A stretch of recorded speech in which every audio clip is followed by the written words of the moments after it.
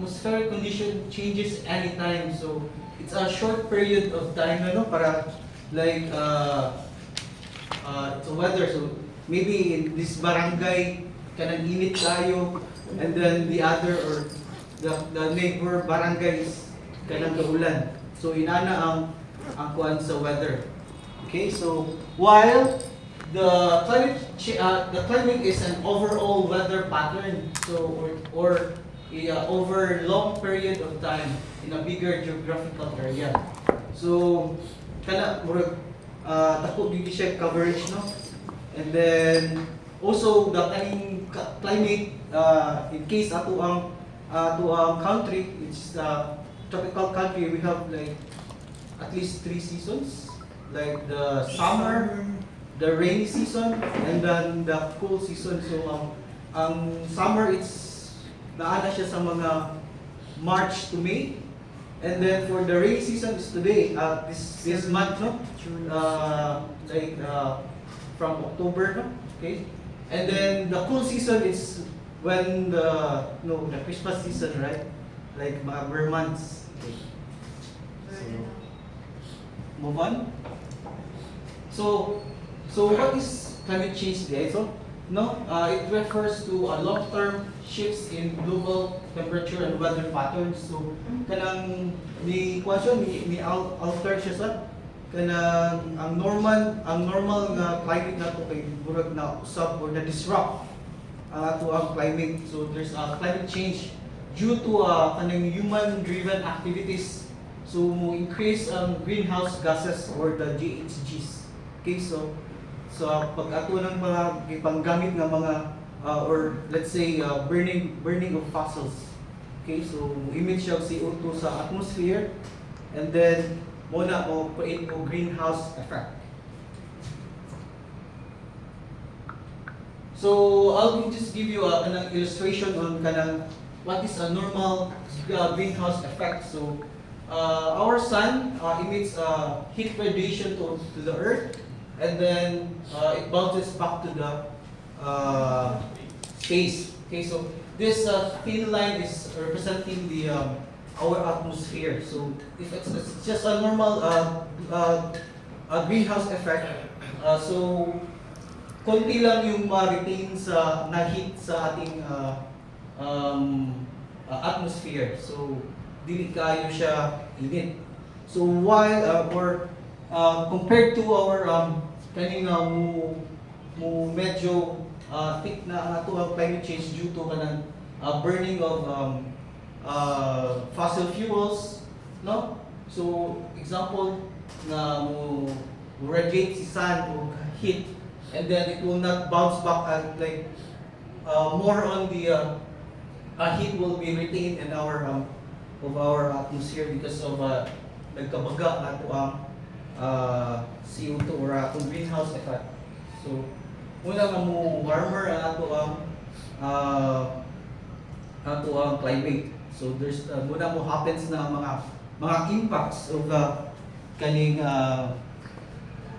climate change. So now yung question is climate change and global warming is the same thing. So most of the people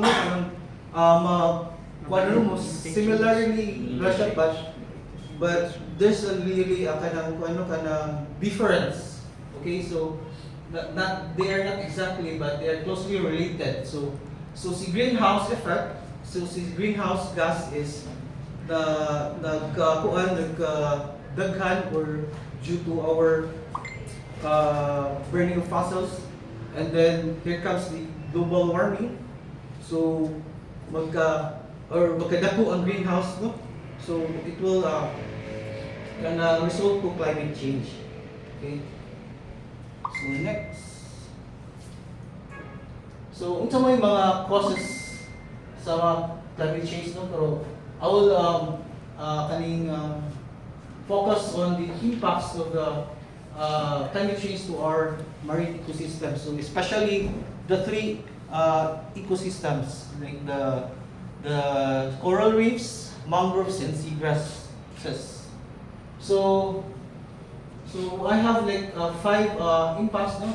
the first of the impact of the primero is the warmer ocean temperature. So the ocean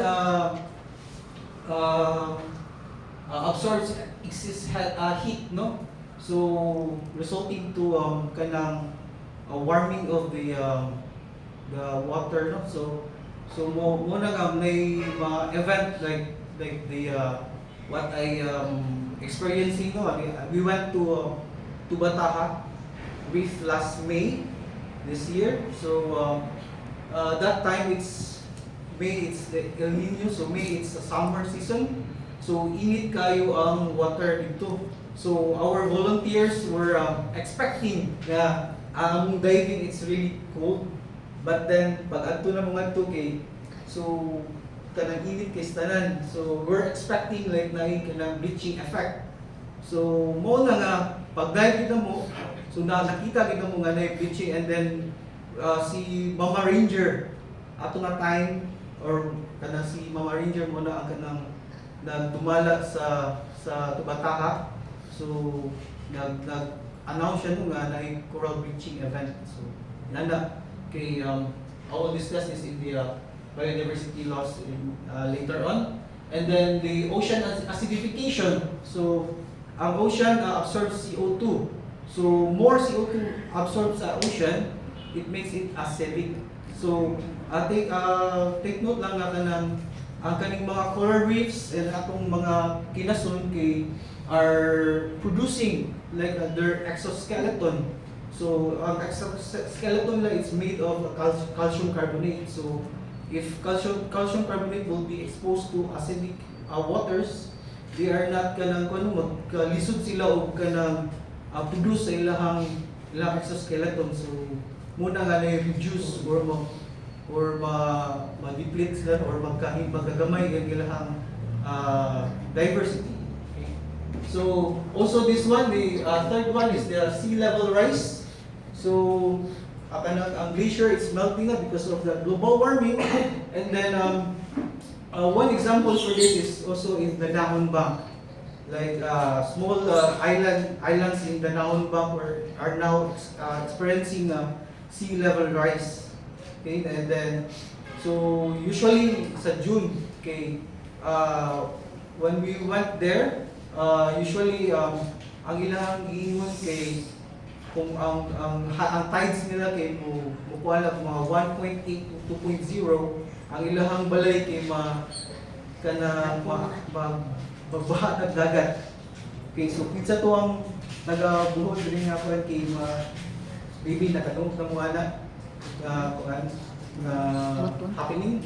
So unfortunately, they were asked by the LGU to kanang kung sa inyong pwede ba mo evacuate o balhin. So they are not willing to evacuate. So ilan lang gusto nyo kay mo adapt sila. Then ang problema now is they need to elevate their houses. So by unsaon man kay di ba island sila, so wala sila yung mga materials nga ilahang makapa-elevate sila silang houses. And then ang ilang gibuhat is nanong yung mga kuan mo kanang we call that coral minings or coral mining, like ilahang i-mine ang mga corals whether dead or kanang buhi, ilang baon para ilang kanang ilang ituan ilang iabuno or ipatas ilang foundation sa mga houses. So the fourth one is the extreme weather events. We are now experiencing this right now. Last week lang siguro na si Cyclone Christine. Yes.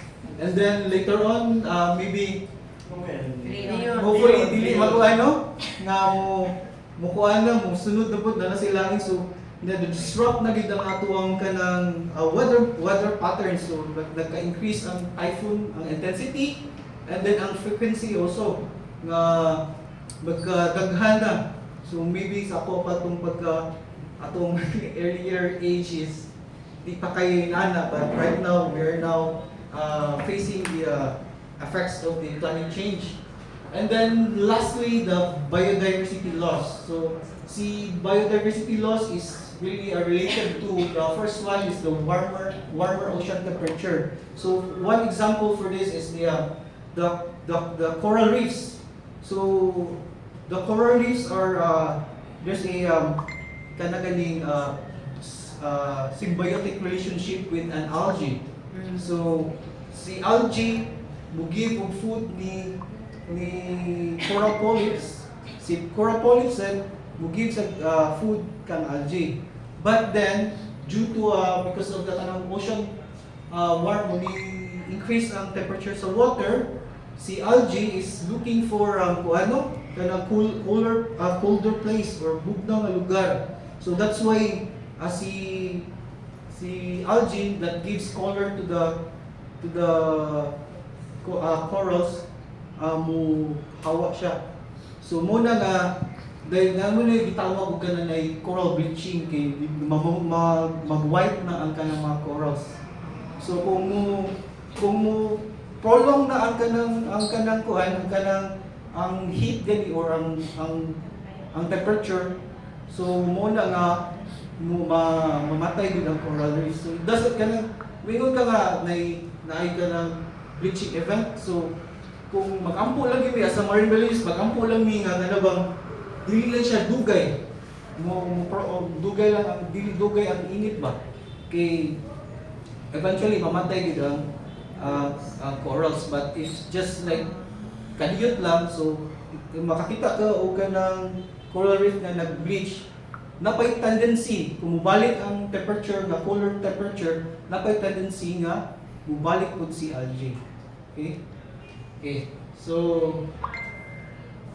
next, so mo ang mga strategies or to mitigate climate change. So nagkuha ni ganina no na brainstorming ni about climate change. So timing kayo kay akong group is ilang theme is climate change. So nakuha ko oops na shock mo go. So way of mitigate climate change is switch to renewable energy. So karon ang popular kay karon mga like sa atong mga household karon kay is the solar panel and solar energy. So right now karon siguro for me dili na kayo na siya lisod or although it's still kanang high maintenance, but makakunani daghan kay nga available nga itong mapalitan na no. And then also reduce carbon footprints, you know, like kaning mga nanatay mga e-bikes or so makabantay ko sa atong during pandemic kay mura wala kay activity, so wa kayo carbon footprints. So atong environment is really kanang murag fresh kaysa and then bugnaw.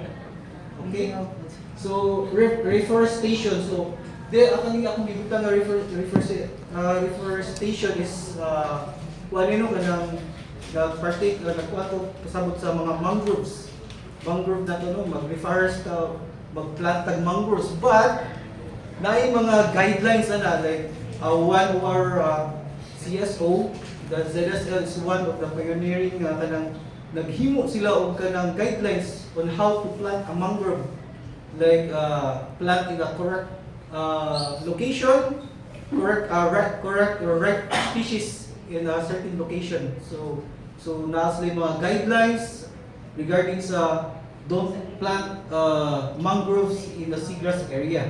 So muna mga guidance kinay akong mabantayan o atong makitaan sa mga media or sa mga social media nga mga platform kay nagplant sila og mga mangrove, but then pagtan-aw kay nasa area nga kanang nasa seagrass area so sayang lang ang effort ug ang kaning ato ang resources no.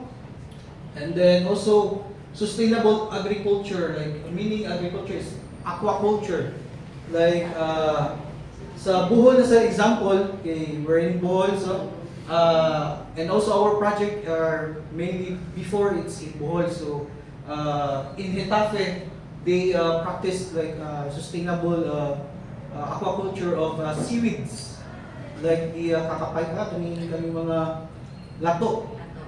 Okay, so ilang strategy sa okay, ang ilang lato area or ilang seaweed farming is near lang sa kanang ilang gitawag nga marine protected area. So ang marine protected area is kana man na siya managed by the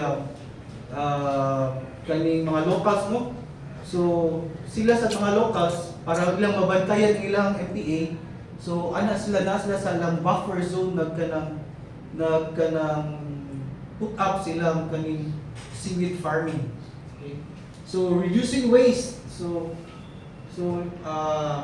one good example for this is kaning mga plastics.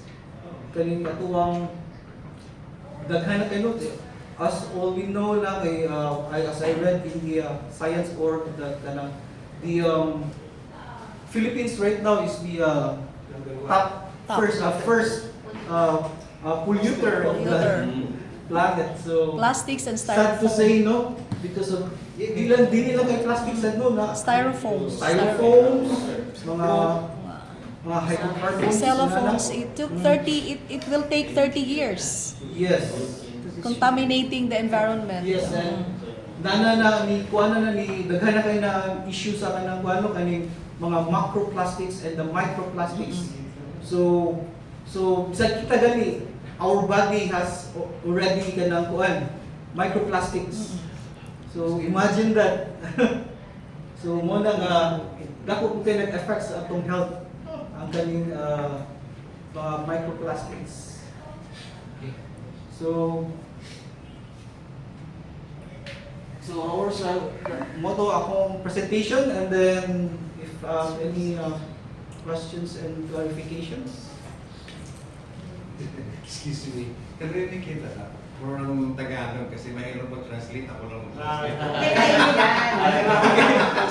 So for a small snippet of the our project in Bohol, which is under the Spark project funded by Jerry Rusto USAID. Enhancing governance So structures. enhancing governance structures for atong himo ganina ma'am. Yes, oo. So stakeholders capacities to protect the Danajon Bank double barrier reef. So I think I'll give this floor to our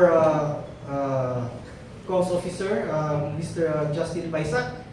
Just a short overview of our project so that you guys will just familiar with the project. Okay. Thank you, Sir Nicholson, for the brief discussion about climate change. So, as so Tagalog, English, no? Tagalog tayo. Pwede na Okay, so may Google Translator man. So, a question na sa first. Are we familiar with the Danajon Bank? No. Hindi. So, mo na yung problem, no? Like, outside sa Bohol or even from Bohol, they get familiar or they're not familiar what the Danajon Bank is all about. So that's really one of the reasons why we have this project called Protect Danajon. So next slide. So this is the Danajon Bank. So what makes it special? So the Danajon Bank is one of the three in the entire Indo-Pacific region. So it is rare.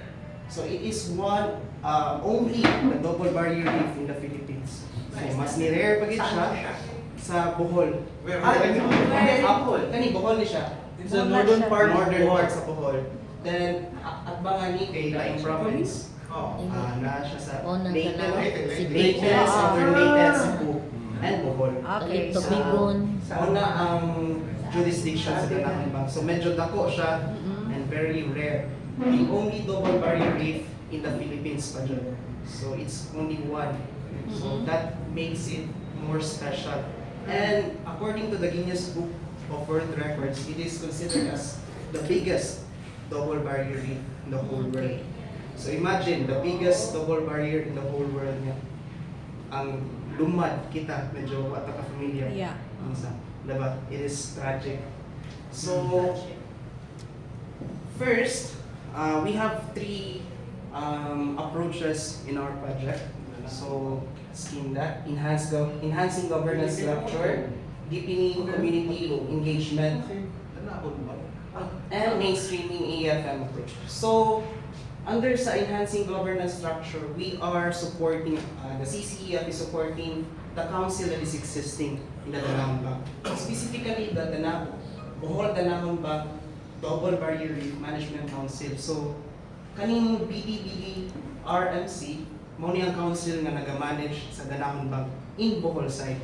But in province-wide, they have the council called Danajon Bank Double Barrier Reef Management Council. So, province-wide, ang coalition of Cebu, Southern Leyte, and Bohol. So, ang active right now is the BDBD RMC, which is consisting of 10 local government units sa Bohol.